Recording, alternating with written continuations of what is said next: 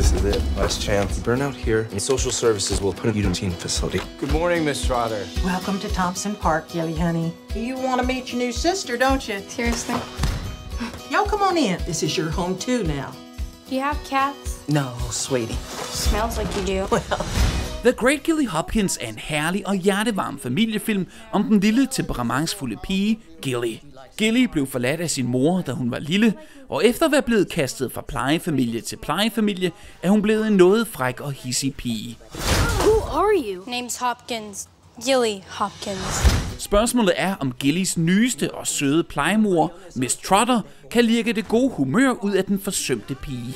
We have a juicy box. I think you broke my leg. He knows how to stand up for himself. He'll be okay. Filmen er baseret på Katherine Patersons børnebog af samme navn, som er blevet kåret til en af de bedste af sin slags nogensinde. Paterson har også skrevet prominente børnebøger som Bridge to Terabithia, der dannede grundlag for filmatiseringen fra 2007, som ligeledes var enormt rørende. The Great Gilly Hopkins har netop fået digital release herhjemme, takket være Sandrew Metronome. Og Moovy TV fik forleden talt med det 16-årige stortalent Sophie Nélisse, som har hovedrollen som Gilly. Nélisse debuterede med en prisbelønnet præstation i Monsieur Lazare for en håndfuld år siden, og hun fik sit helt store gennembrud i Holocaust-dramaet Bogtyven fra 2013. Nej, der er absolut ingen tvivl om, at den unge kanadier har en stor fremtid i vente. I was wondering while I was watching it that it must have been sort of a difficult part to play because Gilly is so feisty, she's so in your face. So you have to have that brashness in there, but at the same time you can't take it too far so that you lose the sympathy of the audience, of the viewer. Was that a tough balancing act playing the part? I mean, kind of. I personally would have imagined her even stronger, even meaner. There's so many times that I wanted her to be like a really more rough, but then the director was like, well, we can't go too far because it's still like a kid's movie, you know, a family movie. You can't like have her punching people around and stuff like that. But I mean, that's what's I think interesting. The most interesting is that she has that roughness, but at the same time she's so caring, and I think all of that meanness comes because she's been hurt. And that's why she's like, she doesn't want to accept anybody else. She just like pushes everybody away and won't let anyone get close to her because she's been hurt in the past. So I think when you realize, you know, what she really is and who she really is and how nice she can be, you start really feeling for her and understand why she's been so angry with everyone. Could you relate yourself to Gilly? I'm strong-minded. Like, if I have something in my mind, I will pursue it and I will do everything to get what I want.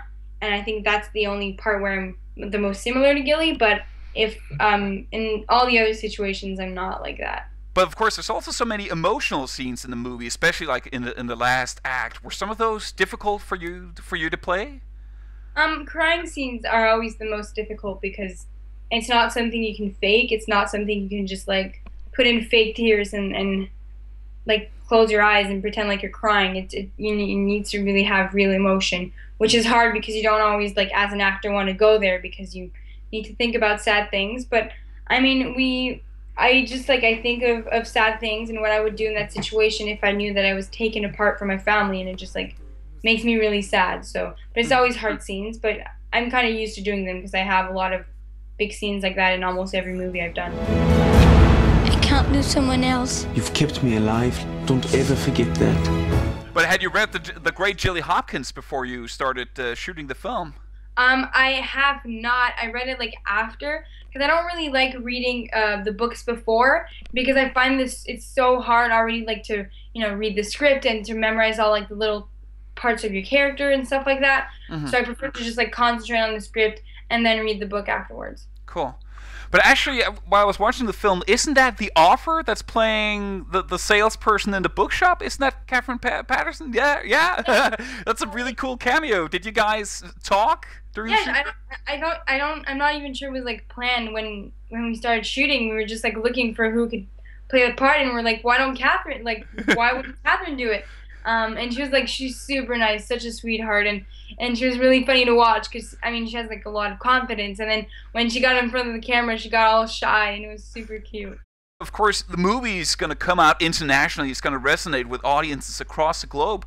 What do you feel yourself that about this story, about this particular movie, that will resonate with audience? What is it that you hope people will take from this film? I hope people will understand that, first of all, kids like always have their own reasons for like being mean, and try not to like judge them, because I feel like a lot of kids like judge Gilly just because she's kind of different. So not to like judge other kids. And then also that family is not always blood. It's not always the people that, it means people that care for you and that will always be there for you no matter what, not necessarily your actual mom. Of course you want to be with your real parents, but I think you, in those situations, for those kids out there, they need to find people that are there for them no matter what, and that support them and that love them for who they are. And I think that's what a family is. But is it easy enough to like stay grounded? I mean, while your career is taking off, while you're so young and everything is still so new, and you're juggling with school at the same time. Is it a difficult balancing act? It's not, because I never really wanted to be an actress. It kind of like fell into my hands. So it's not something I've been aspiring to for years. So for me, it's just like something fun I do on the side, and then I go back to school anyway. So that brings me back to real life, to reality, seeing all those kids my age. Like my whole family is really down to earth and not into that, place at all. We're really not that kind of people.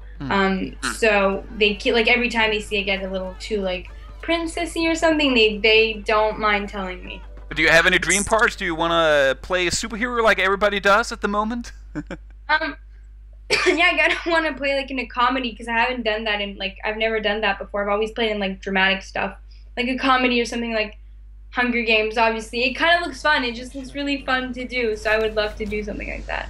Maybe if they reboot it one day, the Hunger Games. Yeah.